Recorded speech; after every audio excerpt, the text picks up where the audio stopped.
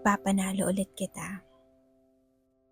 May mga araw na pipiliin mong lumaban, pero may mga araw din naman na kailangan mong sumuko sa Diyos para manalo sa laban.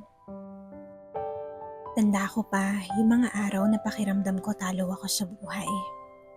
Napag-iwanan na ng panahon, napag-iwanan na ng lahat, hindi man lang makaabante at hindi man lang magtagumpay.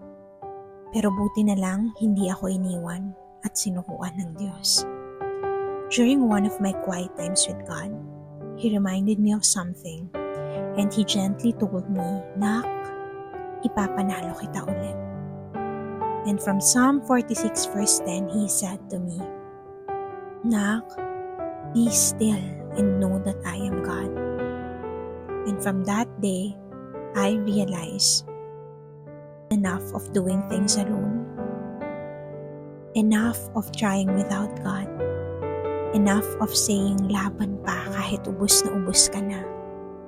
Dear, the battle belongs to God and you are not supposed to fight the battle alone. Surrender to your Master.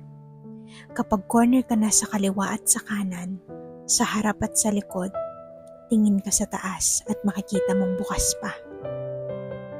Dadaan ka sa apoy, pero lalabas kang nagliliwanag at kumikinang.